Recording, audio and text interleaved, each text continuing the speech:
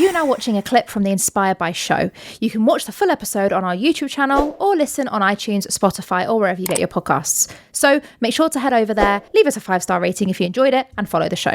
You know, one of the things that I found fascinating, Julia, was actually early in your book where you talk about your own experience of the first sort of journey into the media industry.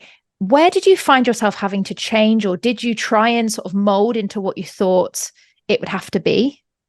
Well, I think that part of my journey is what a lot of women go through when they enter the workforce. And I actually think it's become less bad than it was when I started my career in the early 2000s. When I entered the working world, first as a reporter at Fortune magazine, what I found was everything was very male dominated. Men held most of the positions of power.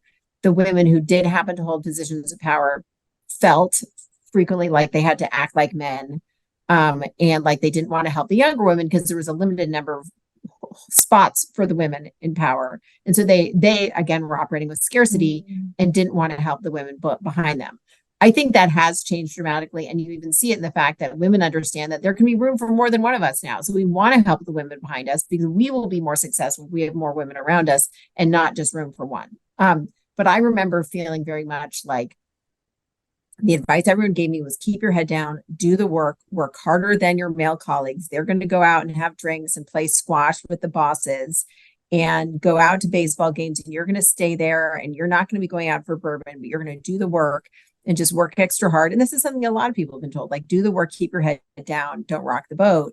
And as a result, I tried to just sort of like go along with the flow. And I think I was less ambitious than I should have been. And I think I was also more careful because I was so afraid of doing the wrong thing. And also I wanted to be taken seriously. And I was like, I'll do whatever it takes to be taken seriously, not treated like a little girl. And on many occasions, I was told I was a little girl by men who I was interviewing for Fortune magazine. I'm like, I'm not a little girl. You know, I guess I may be 22 years old, but I've done my homework. So I found that I compensated for that discomfort that I've often anticipated and did end up coming by just over preparing. And over preparing became my safety net.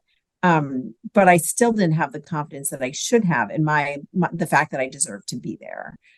Because I was told by everyone that I had to just keep my head down and not rock the boat. And so as a result, I saw my male colleagues going out and having drinks, playing squash or tennis with our male bosses. And then they happened to get assignments that came out of that. And it wasn't malicious. It wasn't like they're like, oh, let's exclude Julia from these conversations. Just, you know, one thing leads to another. You're having a conversation. They're like, what about this idea? What about that idea? So I very much had to come to grips with this world that existed that was not fair and was not meritocratic.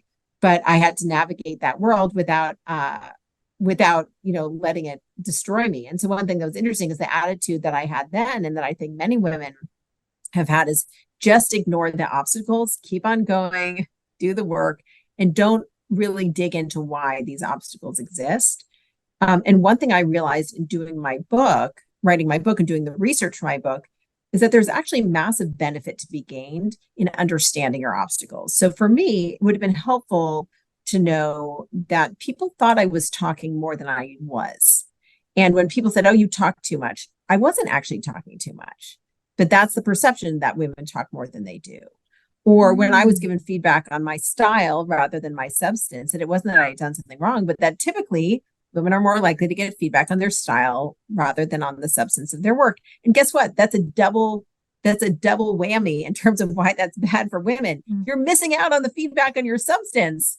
That's what you should be getting feedback on. And maybe the feedback on your style, maybe you're too loud, or maybe you talk too much, or maybe you're too harsh, or I think about all the names I was called when I was just trying to be taken seriously, that I feel like it's sort of a double negative for women. So I think what I realized is that the way I was operating, which is putting my head down and doing the work, I was missing out on my own ability to process the world around me as being the result of these social structures that have existed forever. And if I had really understood why I was getting the feedback I was, or what was holding me back, I would have been able to overcome it. So part of what I do in the books, I try to lay out what these obstacles are so that you don't take them personally. So it's not an emotional thing. You're like, oh, he just has this assumption about me because this is what he was raised to believe. Or when I don't act in a way that's warm and nurturing, and I'm not the one who's bringing in the birthday cake for the party at work, then they think I'm violating some some stereotype of how women are supposed to behave. So I think just having that knowledge rather than ignoring it, embracing that knowledge is empowering, I think is really important. It's really helped me since I've learned all these points that I write about in the book, and I wish I had known about them earlier. Yeah, I totally agree. When I was reading it, I was like, oh my gosh, a lot of it makes sense for a lot of women. Anyone that's reading it, if you haven't read it or not, when you get to reading it, you'll sometimes it just makes sense. You're like, oh, that's why I had that experience. Or I've actually lived and breathed that particular interview. Like when you were interviewing some of the people, I was like, that was my life in the corporate world. I was like that when I made director at too young, and I was told I was too young for the role. And I can totally relate to it. And I think, but don't you think there's something that's a relief about that when you're like, oh, I'm not alone. It's not my fault. Yeah, exactly. And also a lot of the people you interview, Julia, in the book are not just incredibly inspiring, but quite well-known people. So when I was reading it, I was like, oh my gosh, it's not just a normal person sat like me who's experienced that. Like if people who can be that successful and achieve that much like yourself can go through that, then actually, we're all normal, quote unquote, Yeah. Yeah. And I really with the book wanted to have a mix of people who you've heard of and about who are quite well known, whether it's Gwyneth Paltrow or the founder of Bumble, Whitney Wolford, telling stories about them that you didn't know, plus writing stories about people you've never heard of but are really amazing. And that you're like, oh my gosh, I've never heard of this woman. How have I never heard of her? She's phenomenal. So I think it's that combination. And showing the universality of what we have to navigate, but also the fact that you can succeed in lots of different ways. And one thing that I found as a business journalist over the years is that there is a stereotype of what a leader looks like, a stereotype of what a CEO looks like, and it is a white man. That is the stereotype. There's the guy in a hoodie in Silicon Valley. There's a man in a suit in Wall Street, and that is the dominant stereotype of leadership. When people are rare in certain roles, they draw added scrutiny and criticism. And the data around that is mind-blowing. People tend to be more underestimated the more rare they are in a certain role. And I have a fabulous study about this in the book that I love so much about jockeys, comparing jockeys and horse races, because it really encapsulates it. But to me, that idea of if you're rare, you're going to be criticized and you're also going to be underestimated. That's important to understand, but it's also important to understand that you can succeed by being yourself and you don't have to fit yourself into this box and try to emulate that stereotype. And the women who succeeded did so on their own terms by figuring out who they are, really knowing who they are, what they were good at, and how to use those skill sets to navigate their company, their world, their industry in a way that was actually authentic to them. And I think once you strip away all that energy spent trying to be someone you're not, then you're really liberated and really able to succeed.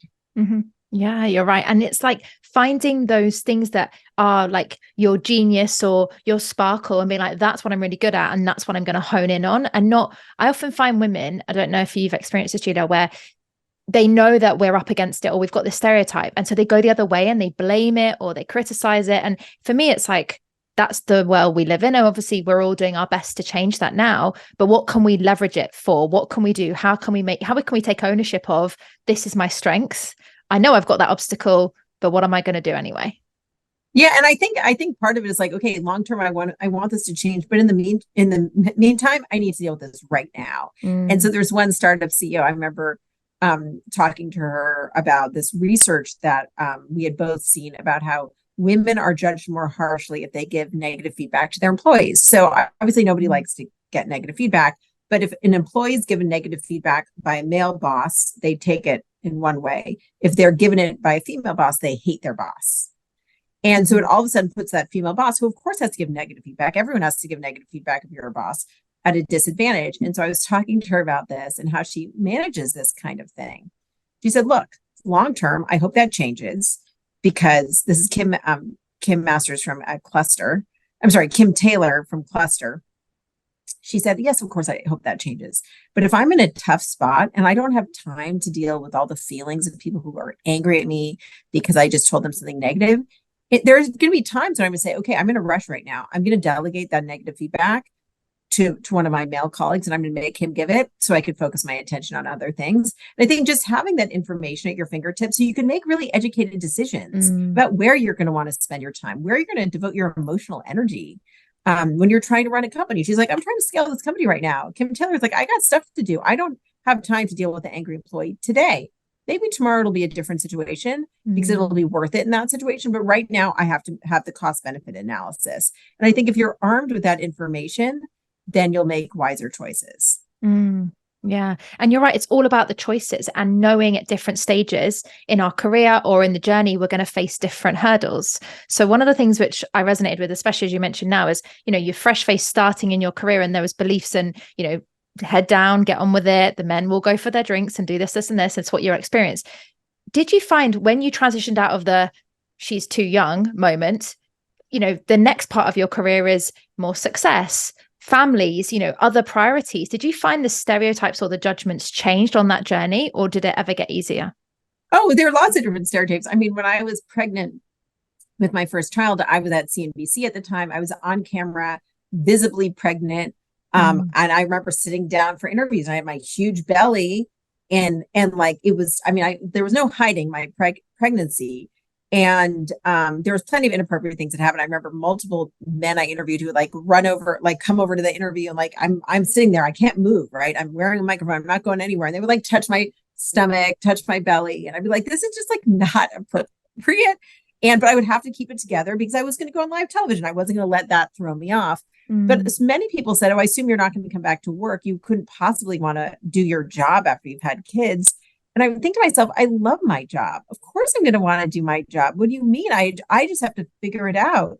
Or maybe the fact that I'm based on the West Coast and I work for an East Coast based company, maybe that's an advantage. Maybe the fact that I work very early hours and I'm done at 3 for the most part, and especially at the time I was done at 3, maybe that's something I could use as a benefit. And by the way, it turned out to be a great benefit. I would leave early in the morning. My husband was in charge of the kids in the morning, and then I would be home at 3 and I'd pick them up at school. And so for me, there was just an assumption that I was going to opt out because sometimes women opt out, and an assumption that I wasn't either capable of it or didn't have that ambition. And so I think there's, always these conversations. There are always going to be stereotypes.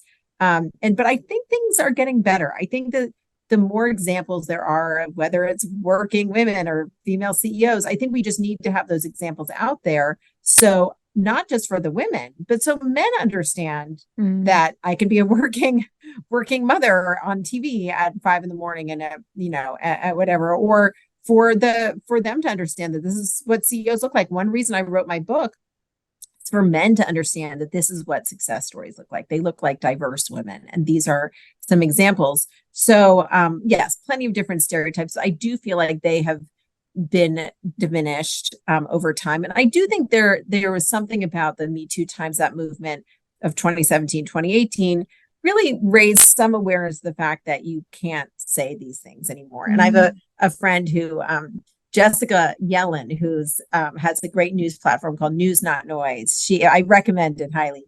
She was the senior White House correspondent for CNN for many years, and she'd be interviewing people and they would say inappropriate things to her. And so she and I were talking about how you respond to that. And this is like up until a couple of years ago. And she would say, I don't think you can say that to me anymore. And gee, with like a little laugh, like, gee, I don't think you're allowed to say that anymore. This idea that like, we can acknowledge now that what you said is inappropriate, but I'm not going to make a big deal out of it. And we're going to move on. So sort of like creating a coping mechanism that doesn't take her emotional energy.